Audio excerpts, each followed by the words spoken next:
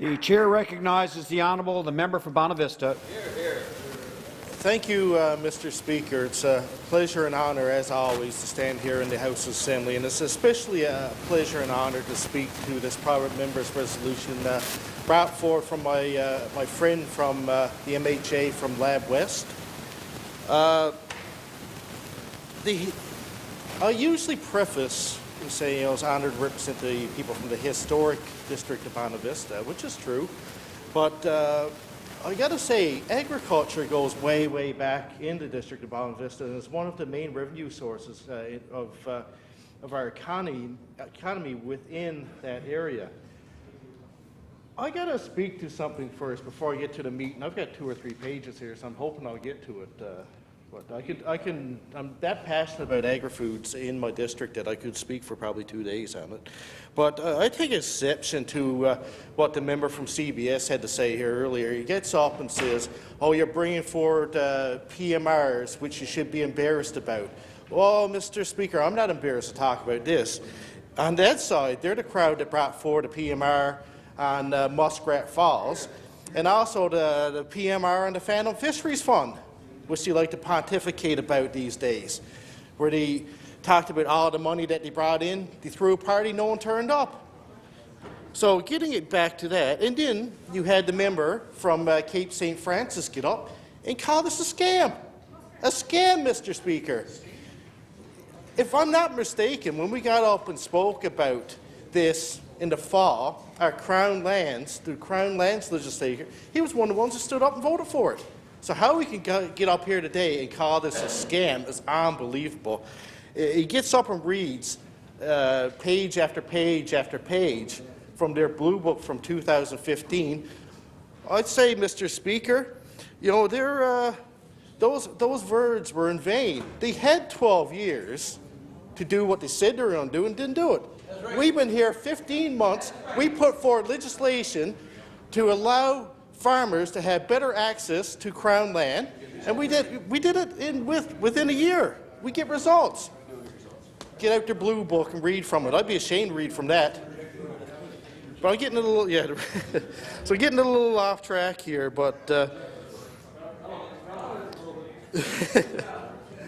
so the Way Forward document commits to growing our food production to 20% by 2022, and we currently have only produced 10% of our own food, and which currently employs 5,000 to 6,000 people each year, Mr. Speaker.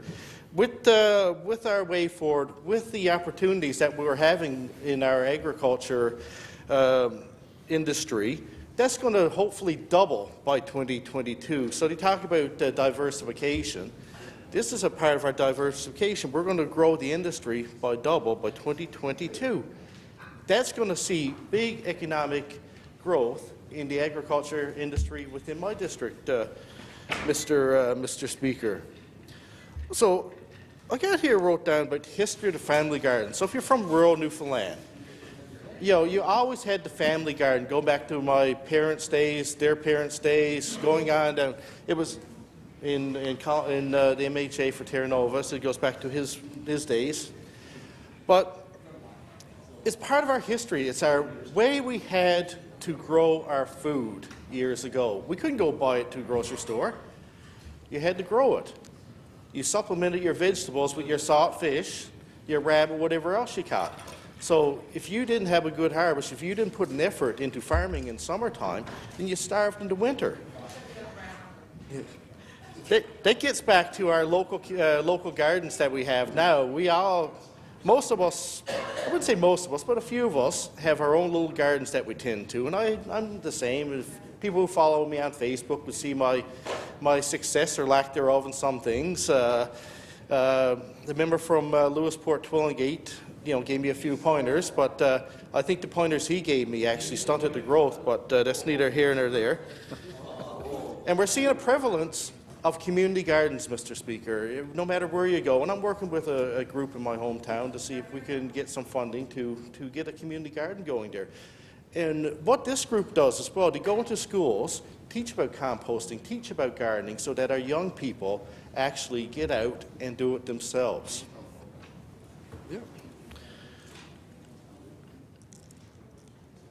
If you talk about the district of Bonavista, you'd be remiss not to talk about the town of Elliston, who's the root cellar capital of the world.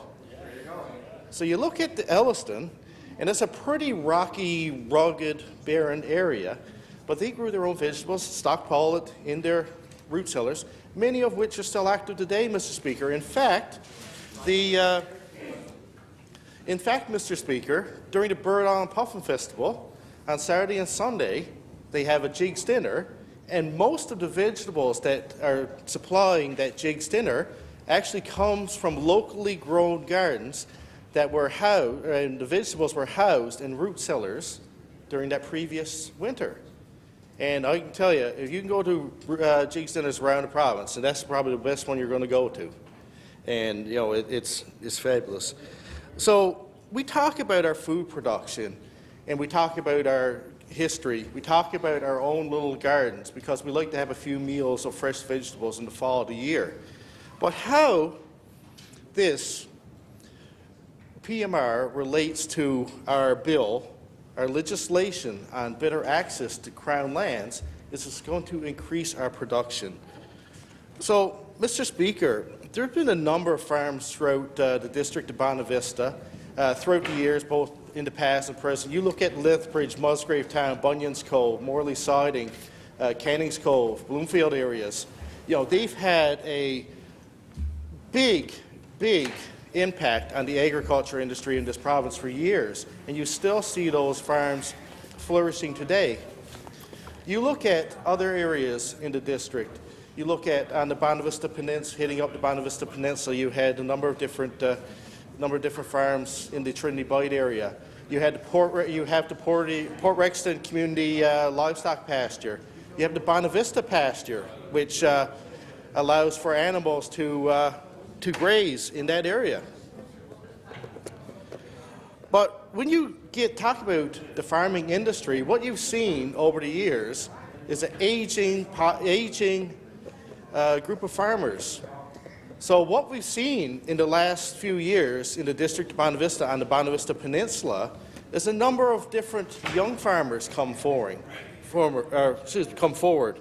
So you look at Krista and David Chapman, who operate 3 Mile Ridge Ranch. Wonderful people, young people in their 30s who are growing vegetables. Yep. They're heavily involved in Newfoundland Labrador Farming Association. Actually, in fact, Krista is taking the lead on part of the farmers market in Clarenville. So they saw a need for the area. They wanted to get into farming. And you know what? We're doing our best to help them get what they need so that they can grow and solely focus on their farm, Mr. Speaker. You look at Luke Strong, who started out last year in Harcourt, who started growing hay. Now he's transitioning into dairy. He's only 20 years old, Mr. Speaker, so that's the future of the farming industry. You look at Clint Keats, who just moved back from Alberta, who's going through the process now to start a bison farm on the Bonavista Peninsula, something that we haven't seen before. So it's a new product that's coming into the province. And I know the Minister of Fishery and Land Resources, his department is working very closely with him to make sure that things roll smoothly for him. And like anything else, there's hiccups, but we're there to help him out. Actually, in the week before last, Mr. Speaker, I had a young couple, 2 electricians actually from Labrador, come to my office, Amanda Call and Johnny Pike, and they're looking at starting a greenhouse. They've got 3 greenhouses bought in the Elliston area. Now they're looking at getting into the hydroponics and actually using green energy so that they can use their greenhouses year-round. So that's just 4 examples of young farmers in my district who are actively out there getting into the industry, and I'm certainly there to support them. I know that the Minister of Fishery and Land Resources is there to support them. You can't forget the farm stands as well, and I forgot to mention this about Kristen David of 3 Mile Ridge Ranch, who operate a vegetable stand as well. It was more than a vegetable stand. It's a country store who my friend, the MHA from Terra Nova, buys all his horse supplies from. but they operate a vegetable stand right up to Christmas. Last year they got as far as the middle of October. This year they've seen the expansion. They got a little bit more. I'd be remiss if I didn't talk about Holloway Stand on the Route 230 going down through Lethbridge, who, given their age right now, they just got out of it, but they were there for years, and you couldn't go by there in the fall of the year without seeing at least 5 or 6 cars, because that's where you go to get your carrots and your turnips and your cabbage and whatnot. So, also in the district of Bonavista, and I got to speed up because my time's getting really short, and I said I could talk to 2 hours on this. Probably shouldn't have gave the opposition the gears earlier on, but I figured they deserved it. But we have award-winning producers in the dairy industry. We have Jeff and Olive Greening of Sunrise Dairy on the Bunyan's Cove Highway, and Jeff Peddle of Riverbend Dairy in Lethbridge, who year after year are always in contention for the Dairy Farmers of NL Award of Excellence, and this year they both won the award. So it's great to have that representation in the district and see the great quality product that they're producing. Mr. Speaker, Growing Forward 2 has been an asset, and I know it was brought in by the previous government, so I'm going to give them kudos on that. But in the last year, we've seen hundreds of thousands of dollars invested into farms in the district of Bonavista, which have helped modernize, helped farms expand. So that's a great program that's being very well utilized, and under our government, we're seeing better access, and we're getting it rolled out a little bit quicker than our first year, I understand this year. So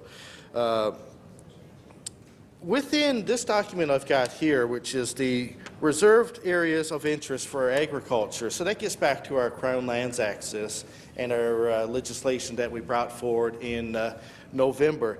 Out of the 19 areas of interest, 9 of them are from the district of Bonavista, Mr. Speaker. So I'm excited. That's going to be a big boon for our area.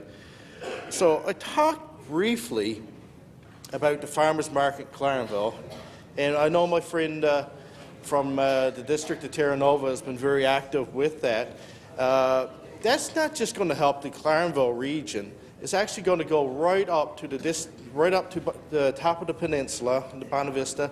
Going to go west. You're probably going to get in as far as Gander, even Grand Falls. I was at a local meeting, vendor meeting 2 weeks ago, and there's a jam-packed house at the Holiday Inn with standing room only, Mr. Speaker. So that's the interest that farmers markets have in this day and age.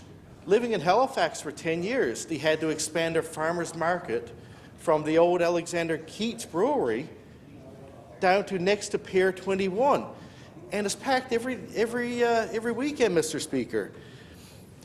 Just saw some good news as well, is the cider production that they're looking at in Milton.